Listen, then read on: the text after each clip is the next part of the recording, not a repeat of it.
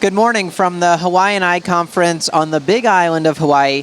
We're pleased to be here with Dr. David Chang, also our ASCRS Chair of the International Foundation. Thank you so much for being with us today. Thank you, Jonathan. It's kind of a hardship with the waterfall behind us, but I'll try to see if I can hear you. Especially for our colleagues in the northern part of the country that are probably have their scarves and hats on now. But we're going to enjoy the waterfall and talk about something very important today, which is intracameral antibiotics for endophthalmitis prophylaxis. I know that we've spoke before about a very large study of about 600,000 eyes that you had published in 2016, but I understand now that there are some important follow-up data that we should consider also. Can you share that with us? Sure. We just had a session on managing vitreous loss for the cataract surgeon, and I talked about endophthalmitis. So the original IRVN database now, we have data out for 6 years. And so that gives us 1.5 million consecutive cases of cataract surgery, half with and half without intracameral moxifloxacin. And it really corroborates the fact that it's highly effective. The overall rate goes from 7 per 10,000 down to 2 per 10,000. But what I highlighted is the fact that when you have really large numbers like this, you can look at less common things such as posterior capsule rupture, which in their system is only 1.5%. But even at that gave us more than 22,000 consecutive cases of PC rupture with and without, but most with vitreous loss, half with, half without intracameral moxifloxacin.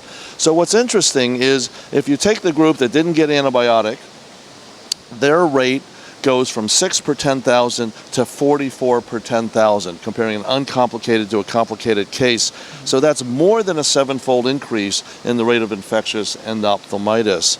If you then look at with intracameral moxifloxacin, you can lower that rate from 44 per 10,000 down to 19 per 10,000. So it's a very statistically significantly lower rate with the prophylaxis, but that is 10 times higher than the rate in the uncomplicated group that got intracameral moxifloxacin. So I think we know that the use of routine intracameral moxi or cefuroxime or vancomycin is controversial. Not everyone's doing it. But I made the argument that the risk of endophthalmitis is so high following posterior capsule rupture that I do think that's one place that people should use it. That's a really great point, David, and I think it's important for us to understand that the posterior capsule must provide some barrier between the posterior and the anterior segment, and the violation of that barrier increases the risk of all sorts of complications, including infection. And to that point, you know, the other thing we looked at is secondary surgeries. And there was a big spike in endophthalmitis with secondary IOL, and the majority of these patients did have an initial primary posterior capsule rupture. So that would go exactly with your thought that even in an elective setting, when absent the posterior capsule, the rate was extremely high in these eyes. It also raises the question of why the rate is still, 19 per 10,000 is still really high with intracameral moxi being used. And I think that may have something to do with the fact that the dose is so much smaller relative to the increased volume of the unicameral eye. So this brings up a couple of important questions. One is, do we need to change the dose if there's a posterior capsular rupture, accounting for the fact that there's now a larger volume?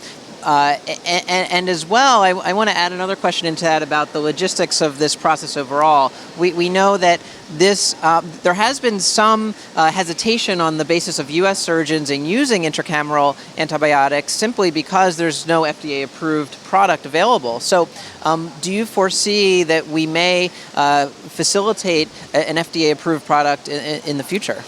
That's an excellent question, because we estimate that you need, for a randomized controlled trial to show statistical significance, you need to plan on a really large population, maybe more than 75,000 patients. So ASCRS is, under the leadership of Doug Ree, is trying to organize just such a trial. It's a major endeavor with multiple groups being involved. But having said that, I think right now, we have compounding pharmacies off-label. Many people are still using directly from the Vigamox bottle.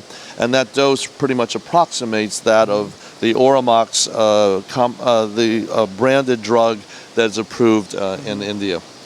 David, that's a great point. And I want to go back. I sort of hid that last question at the beginning of a two-part question. But regarding posterior capsular rupture, would you consider adjusting the dose of the intracameral moxifloxacin, given that there's a larger volume that's now exposed? Yeah, I think that is an excellent point, and I think based on this data, I've started to, but it's purely anecdotal, and I think, then you get into issues of toxicity and so forth, but by injecting maybe twice as much, the concentration will be higher, or you alternatively, as Steve Arshinoff does, maybe just dilute it a little bit more so you have a larger volume.